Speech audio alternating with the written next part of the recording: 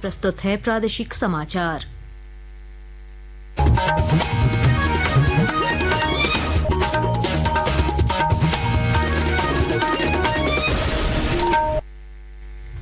नमस्कार, प्रादेशिक समाचारों के साथ मैं कामिनी।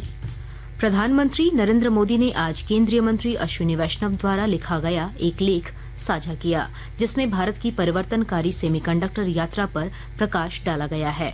उन्होंने कहा कि सेमीकंडक्टर इंडिया समिट 2025 इस यात्रा की निरंतरता का प्रतीक है। इलेक्ट्रॉनिक्स और सूचना प्रौद्योगिकी मंत्री अश्विनी वैष्णव के एक पोस्ट पर प्रतिक्रिया देते हुए प्रधानमंत्री ने कहा कि देश संपूर्ण सेमीकंडक्टर मूल्य श्रृंखला के लिए एक प्रतिस्पर्धी केंद्र के रूप में उभरने के लिए तैयार है। प्रधानमंत्री फसल बीमा योजना में कोडरमा जिले ने लक्ष्य से ज्यादा सफलता हासिल की है और जानकारी दे रहे हैं हमारे संवाददाता।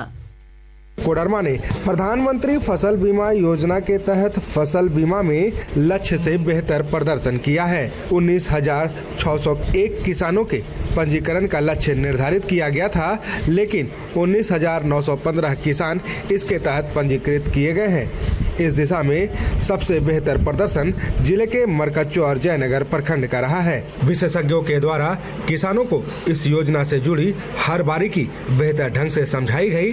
गजेंद्र बिहारी सिन्हा, आकाशवाणी समाचार, कोडरमा। सर्वोच्च न्यायालय ने केंद्र सरकार से कहा है कि वह भारत में अपराध के आरोपी विदेशी नागरिकों को देश से फरार होने से रोकने के लिए उपयुक्त नीति बनाने पर विचार करे। यह मुद्दा एक हाई प्रोफाइल आपराधिक मामले की सुनवाई के दौरान उठा, जिसमें आरोपी एक नाइजीरियाई नागरिक मई 2022 में झारखंड उच्च न्यायालय से जमानत पाने के बाद कथित तौर पर अपने देश भाग गया। शीर्ष अदालत ने पिछले साल दिसंबर में जमानत आदेश को रद्द कर दिया था और अधिकारियों को यह सुनिश्चित करने का निर्देश दिया था कि आरोपी को मुकदमे का सामना करने के लिए भारत वापस लाया जाए। प्रादेशिक समाचार आप आकाशवाणी रांची से सुन रहे हैं।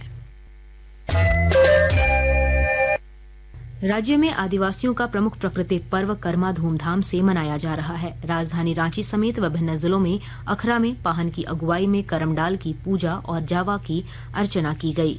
रांची विश्वविद्यालय के जनजातीय भाषा विभाग में छात्र छात्राओं ने ढोल नगाड़ों की थाप पर पारंपरिक नृत्य गीत प्रस्तुत कर उत्सव का माहौल बना दिया।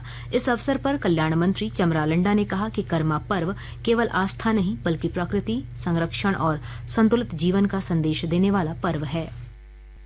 पूरे झारखंड प्रदेश ही नहीं, भारत देश के बहुत राज्यों में इस करम पर्व त्योहार को बहुत हर्षोल्लास से मन रहा है और झारखंड में तो एक सांस्कृतिक पहचान होगी। इस करम को सारे समुदाय के लोग इसको भव्य तरीके से मना रहे हैं। तो एक्चुअली इसमें हम लोग इस बात को समझते मानते हैं पर्यावरणीय स्तर पर इसकी जो पूरे साइकोलॉजी को हम अगर देखेंगे, इसका फिलोसफी को देखेंगे और इसका कर्मकांड को देखेंगे तो ये सृष्टि, ये दुनिया को चलना है।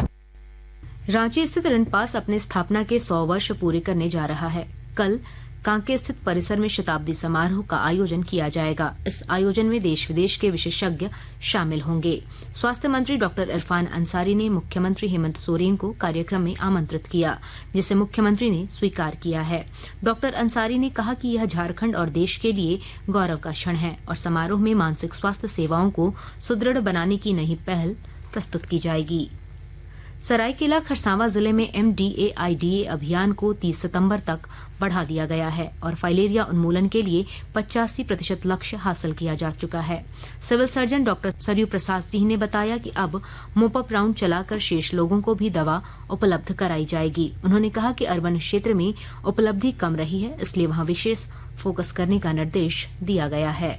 जमशेदपुर में Singhbhum chamber of commerce and industry चुनाव में मानव केडिया निर्विरोध अध्यक्ष चुने गए हैं। साथ ही उनकी टीम के 6 अन्य पदाधिकारी भी बिना मुकाबले निर्वाचित हुए। अध्यक्ष निर्वाचित होने पर मानव केडिया ने कहा कि यह व्यवसायियों के विश्वास का परिणाम है और वे व्यापारियों की समस्याओं को सरकार के सामने मजबूती से उठाएंगे। गुमला पुलिस ने एसपी हर्ष बिन जमा के निर्देश पर पुलिस लाइन मैदान में मॉक ड्रिल किया। यह अभ्यास करमा और ईद मिलाद उन नबी पर्व के दौरान विधि व्यवस्था संधारण और शांतिपूर्ण माहौल सुनिश्चित करने के उद्देश्य से किया गया है।